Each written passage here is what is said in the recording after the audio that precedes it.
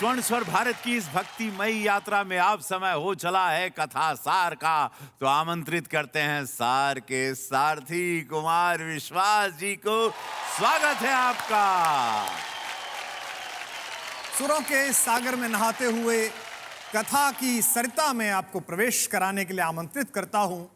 और एक ऐसी विशेष कथा जो एक विशेष भावना पर आधारित है, जो अपने आप में उन समस्त प्राकृतिक सुंदर भावों को समेटे हुए है जिन्हें हम वात्सल्य, स्नेह, लाड़, प्यार और दुलार जैसे सुंदर शब्दों से जानते हैं। जब ये सारी चीजें एक मनहर स्थान पर एकत्रित हो जाती हैं, उसको ममता कहा जाता है। अखिल विश्व का पालन करने वाली परम शक्ति का परिचय इस धरती पर पहली बार ममता के माध्यम से ही मिलता है, क्योंकि प्रभु शरीर धारण करने के लिए किसी माँ को चुनते हैं। यूं तो दुनिया की हर माँ ही विशिष्ट है, किंतु समूचे संसार में सर्जना की शक्ति रखने वाली, क्षमता रखने वाली माँ जब इस लोक मंगलकारी ईश्वर को जन्म देती है तो वो माँ यशोदा कहलाती है, जिन्हें सौभाग्य प्राप्त होता है कि वे विश्व के एकमात्र पूर्ण पुरुष मनोहर कन्हैया को जीवन दे सके, उन्हें जीवन का मार्ग सिखा सके। भारतीय संस्कृति में ईश्वर के अनेक अवतार हुए, लेकिन कृष्ण के जीवन जैसा बहुरंगी रस कहीं और नहीं मिलता। कृष्ण में उन सब बालकों की झलक मिलती है जो हमारी माओं के आंगन में खेल रहे हैं।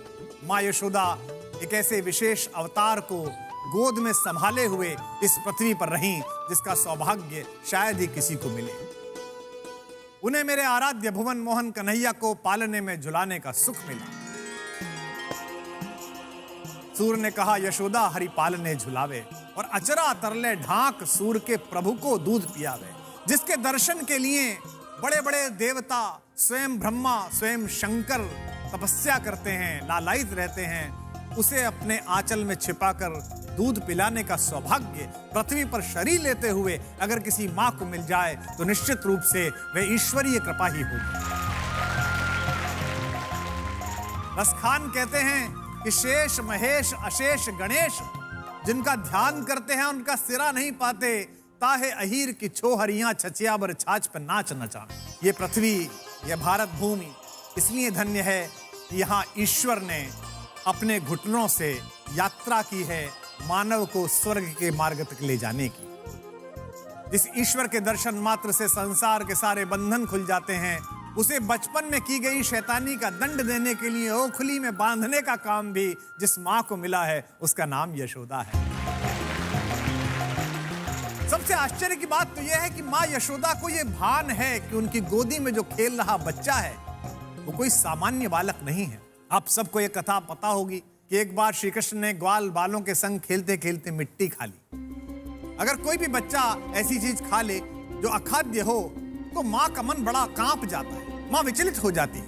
उन्होंने कृष्ण को बहुत डांटा और अधीरता से भरकर स्वयं उनका मुंह खोलकर उनके मुंह से मिट्टी निकालने का प्रयास किया।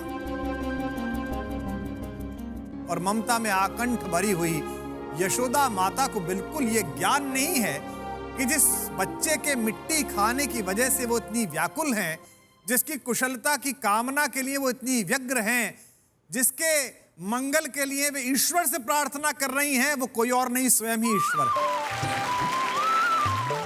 इस छोटे से मिट्टी के ढेले के उदरस्त होने पर वो इतनी दुखी हैं और उन्हें ये ज्ञात ही नहीं है कि ऐसे मिट्टी के बड़े बड़े पिंड, बड़े बड़े ग्रह इस कन्हैया के एक इशारे पर नर्तन करते हैं। माँ यशोदा के खूब झिड़कने पर श्री कृष्ण ने कहा कि ठीक है माँ, आप बिल्कुल नाराज ना होइए। आपको डर लगता है कि मैंने मिट्टी खा ली है, मैंने बिल्कुल मिट्टी नहीं खाई है। मैं अभी मुंह खोल कर दिखा देता हूँ। प्रभु ने मुख खोला तो माता यशोदा चौंक गई, क्योंकि उस मुंह के अंदर मिट्टी का कोई कण नहीं था, अपितु समूचा ब्रह्मांड विराजमान था।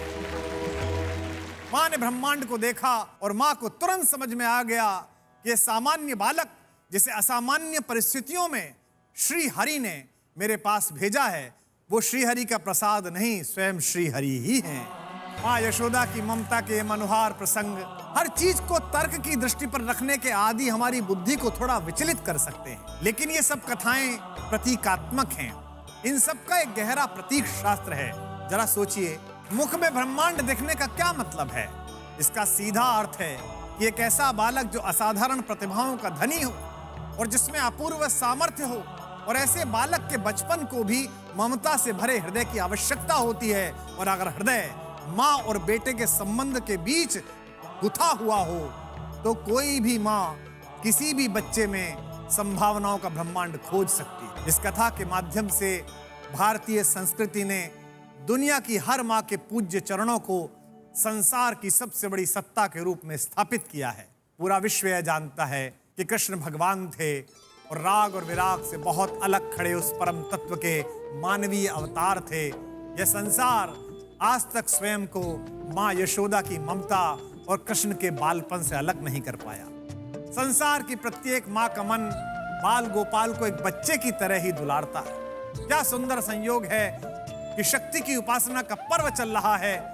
पूरा संसार आदि शक्ति की ममता से संचालित हो रहा है। और आज इस कथा को सुनते हुए और सुनाते हुए मैं संकल्प करता हूं और आप भी संकल्प करिए कि जब ईश्वर ममता के सम्मान में ओखली से बन सकता है तो अपनी उपलब्धियों के अहंकार में और सफलता की हनक में हमारा यह बिल्कुल भी अधिकार नहीं कि दुनिया की किसी भी मां को अपमानित करें। देवी की आराधना के सुंदर अवसर पर ममता की भावना का पूरे जीवन सम्मान करने का संकल्प करिए। जितना सम्मान उन्हें पूज्य ईश्वर के अवतारों से मिला, अगर उसका शतांश भी हम कर पाएं तो हम उस ईश्वरीय चेतना के थोड़े और करीब पहुंचा पाएंगे।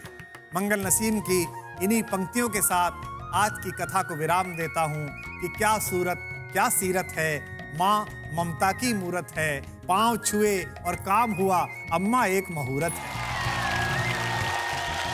ये मुहूर्त आप सबके घर में प्रतिपल घटित होता रहे, इस मंगल कामना के साथ आइए पुनः सुनते हैं स्वर के उन तीर्थ यात्रियों को जिनकी मंगल कामना और जिनके विजय की कामना घर घर आजकल गूंज रही है। हर हर में घर घर में स्वर्ण स्वर भारत। स्वर्ण स्वर भारत ZEE5 पर।